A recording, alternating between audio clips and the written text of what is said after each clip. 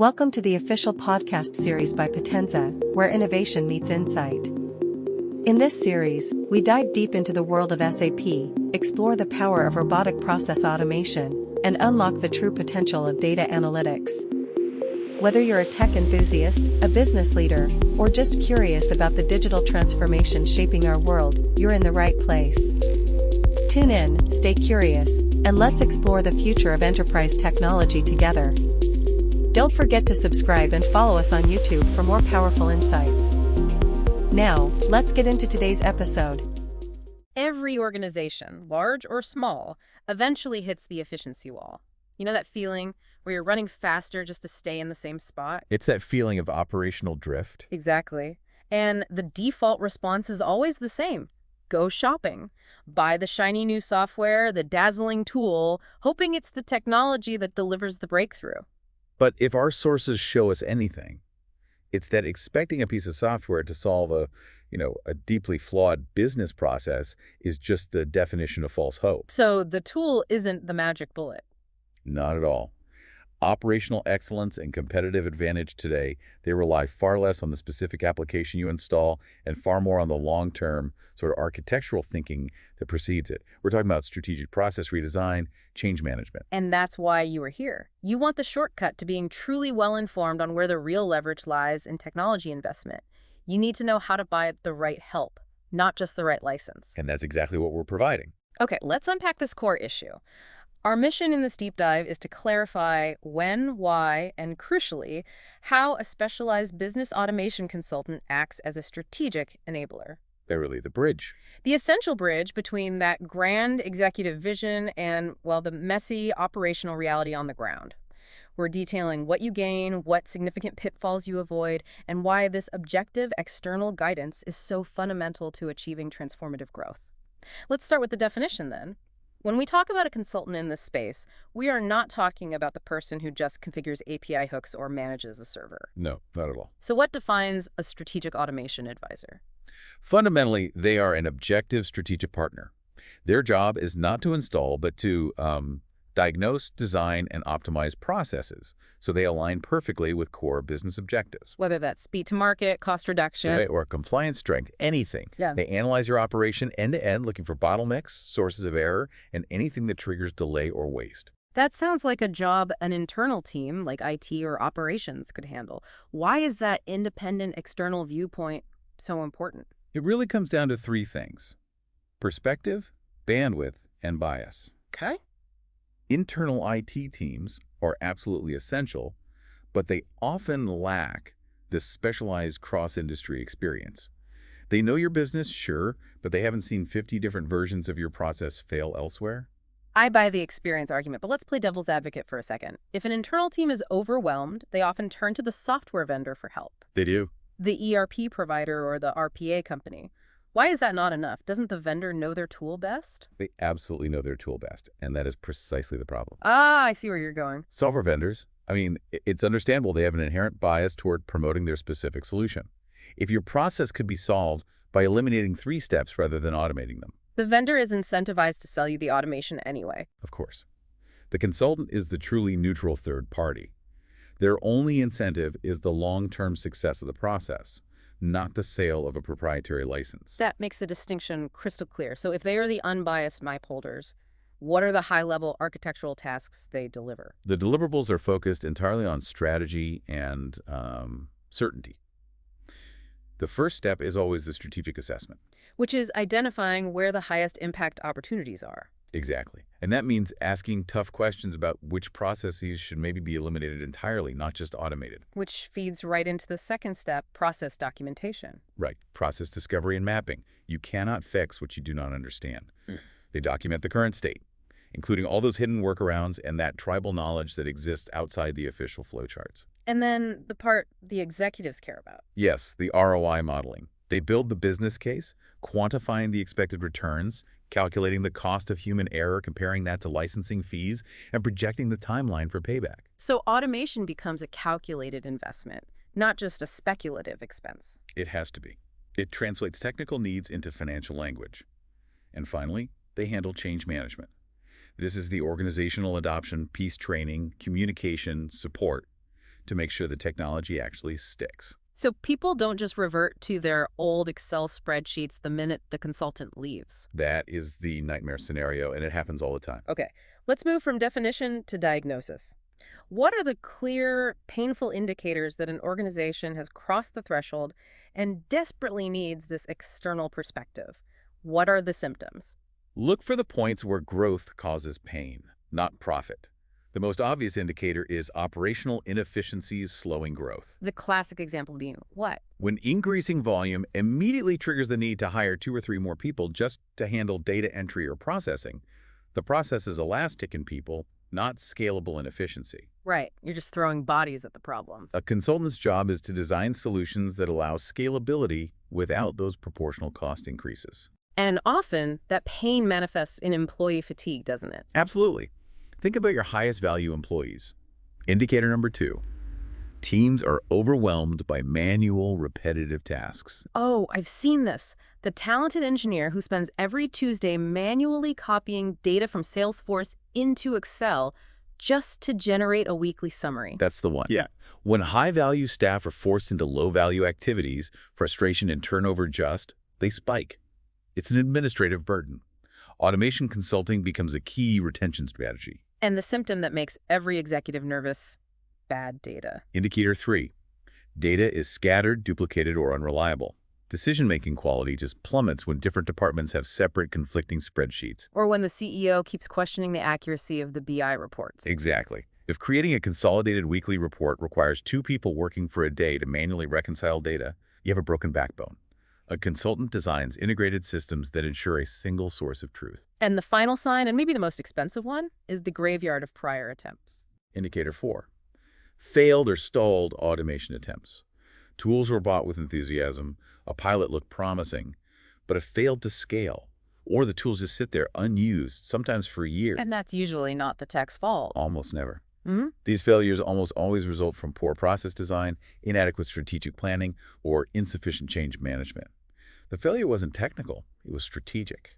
So once the diagnosis is clear and you decide to invest in external guidance, what exactly are you buying? You mentioned the value often comes before you even pick a piece of software. The greatest tangible deliverable is strategic clarity before any technology investment. Okay. I mean, imagine automating the wrong process. The fastest way to generate bad outcomes is by applying immense technological speed to a fundamentally flawed workflow. Right. The consultant conducts that comprehensive assessment, revealing which processes genuinely warrant automation versus which need wholesale redesign or even elimination.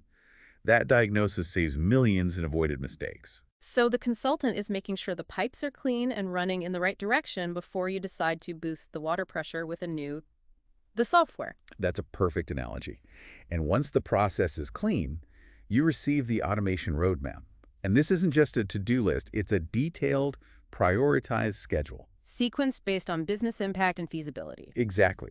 So you tackle high-value, lower-risk processes first to build momentum and prove ROI. It translates that high-level intent into phased, actionable delivery. And that includes helping them navigate that overwhelming market of solutions, RPA, AI, low-code platform. No, absolutely. That's the unbiased technology selection. They have the deep market knowledge to cut through all the vendor noise. They evaluate tools based purely on your specific requirements, your existing tech stack, and your budget. So they make sure the technology serves your strategy. And avoids that proprietary lock-in wherever possible. Yes. And finally, what ensures that the solutions implemented today will still be functioning and secure 5 years from now? Governance frameworks. This is the infrastructure for scale. Right. Without governance, initial success just leads to chaos. Proliferation of disconnected solutions, security vulnerabilities, undocumented automations that only one person knows how to maintain. The what if Sarah leaves problem. The what if Sarah leaves problem.